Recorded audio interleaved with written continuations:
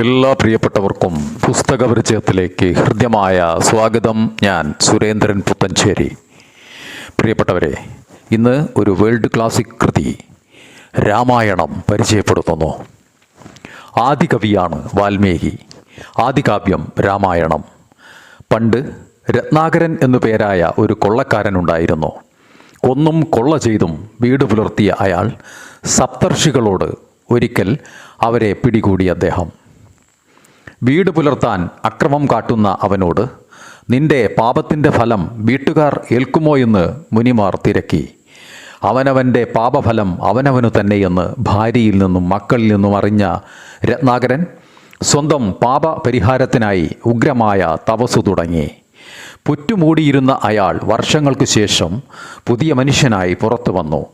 വാൽമീകത്തിൽ നിന്ന് പുറത്തു വന്ന ആ മഹാനുഭാവനാണ് വാൽമീകി എന്ന് കരുതുന്നു. ഉത്തമനായ മനുഷ്യൻ ആരെന്ന് തിരിച്ചറിഞ്ഞ അദ്ദേഹം രാമായണത്തിലൂടെ രാമൻ്റെ കഥ ലോകത്തിന് പറഞ്ഞു തന്നു. ത്രേതായുഗത്തിലാണ് വാൽമീകി ജീവിച്ചിരുന്നത് എന്ന് അനുമാനിക്കപ്പെടുന്നു. അയോധ്യയിലെ രാജാവായ ദശരഥൻ ഒരിക്കൽ നായാട്ടിന് പോയി. വേട്ടയാടി നടക്കുമ്പോൾ ആന നദിയിൽ നിന്നും തുമ്പിക്കൈയിൽ വെള്ളം നിറയ്ക്കുന്ന സ്വരം കേട്ടു. ശബ്ദം കേട്ട ഭാഗത്തേക്ക് അദ്ദേഹം ഉഗ്രൻ ഒരു അമ്പ് തൊടുത്തുവിട്ടു.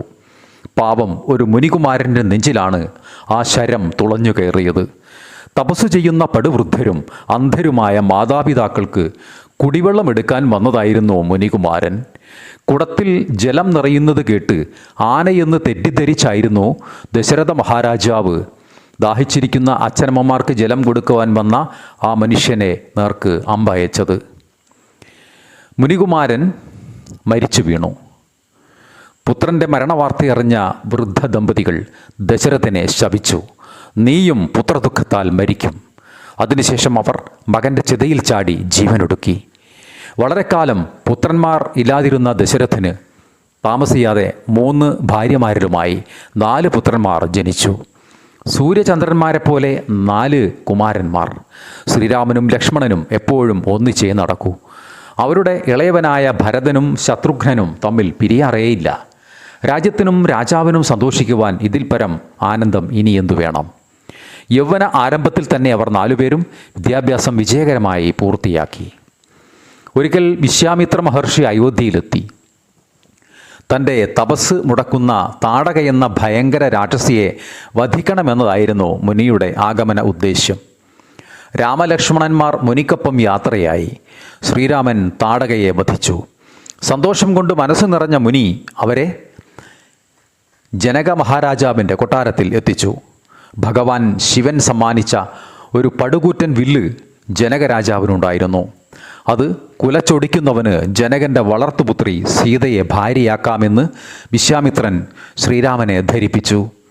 ശ്രീരാമൻ മുനിയെ വണങ്ങി വില്ലെടുത്തു കുലച്ചു. രാമ സീതാ വിവാഹം നടന്നു.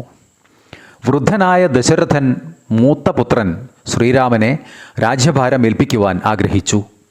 എന്നാൽ ഭരത ശത്രുഘ്നന്മാരുടെ അമ്മയായ കൈകേയി അത് സമ്മതിച്ചില്ല. പണ്ട് മഹാരാജാവ് നൽകിയ ഒരു വാക്കിൻ്റെ പേരിൽ, ഒരു വരത്തിൻ്റെ പേരിൽ സ്വന്തം പുത്രൻ ഭരതനെ രാജാവാക്കണമെന്നും ശ്രീരാമനെ 14 വർഷം കാട്ടിൽ വിടണമെന്നും ആ ദുഷ്ട സ്ത്രീ ശഠിച്ചു. പിതാവിൻ്റെ വാക്ക് പാലിക്കാനായി ശ്രീരാമൻ കാട്ടിലേക്ക് യാത്രയാകുന്നു. സീതാദേവിക്ക് ഭർത്താവിനെ പിരിഞ്ഞോ ലക്ഷ്മണന് ജ്യേഷ്ഠനെ പിരിഞ്ഞോ ജീവിക്കാൻ ആകുമായിരുന്നില്ല. അവരും ശ്രീരാമനൊപ്പം കാടുകയറി. അങ്ങനെ പണ്ടത്തെ മുനിശാപം ഫലിച്ചു. തൻ്റെ ജീവൻ്റെ ജീവനായ രാമകുമാരൻ വനവാസത്തിന് പോയതോടെ ദശരഥൻ പുത്രദുഃഖത്താൽ മരിച്ചു. വിധി തടയാൻ ആർക്കാണാവുക? കൊടുംകാട്ടിൽ ശ്രീരാമനും സീതയും ആശ്രമം കെട്ടി താമസിച്ചു. ലക്ഷ്മണൻ അവർക്ക് തുണ നൽകി. ഒരിക്കൽ ശൂർപ്പണഖ എന്ന രാക്ഷസി അവരെ ശല്യം ചെയ്യുകയും ലക്ഷ്മണൻ അവളെ വെട്ടി പരിക്കേൽപ്പിക്കുകയും ചെയ്തു. രാക്ഷസരാജൻ ലങ്കാധിപതി രാവണൻ്റെ സഹോദരിയായിരുന്നു ശൂർപ്പണഖ. ഒരു കള്ളസന്യാസിയായെത്തി സീതയെ തട്ടിക്കൊണ്ടുപോയാണ് രാവണൻ അതിന് പകരം ചോദിച്ചത്.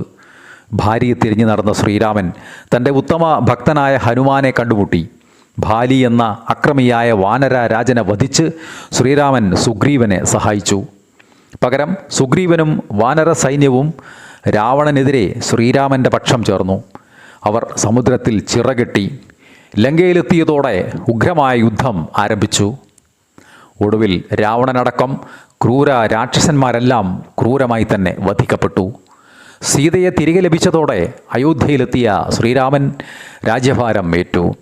ഇത്രയൊക്കെ ദുഃഖങ്ങൾ സഹിച്ചിട്ടും ശ്രീരാമൻ്റെ കഷ്ടതകൾ തീർന്നില്ല. പ്രജകളുടെ സന്തോഷത്തിനു വേണ്ടി അദ്ദേഹം ഗർഭിണിയായ സീതയെ കാട്ടിൽ ഉപേക്ഷിക്കുന്നു. പ്രതിജ്ഞ പാലിക്കുവാനായി പ്രിയ സഹോദരൻ ലക്ഷ്മണനെയും ഉപേക്ഷിച്ചു. ഉത്തമനായ ശ്രീരാമൻ സൂര്യനെപ്പോലെ സ്വയം കത്തിയെരിഞ്ഞ് പ്രപഞ്ചത്തിൻ്റെ നന്മയ്ക്ക് വേണ്ടിയുള്ള വെളിച്ചം പകരുന്നു. പ്രിയപ്പെട്ടവരെ, രാമായണത്തിൻ്റെ ഈ കഥ നിങ്ങൾക്ക് മുമ്പാകെ സമർപ്പിക്കുന്നു. എല്ലാവർക്കും നന്ദി, നമസ്കാരം.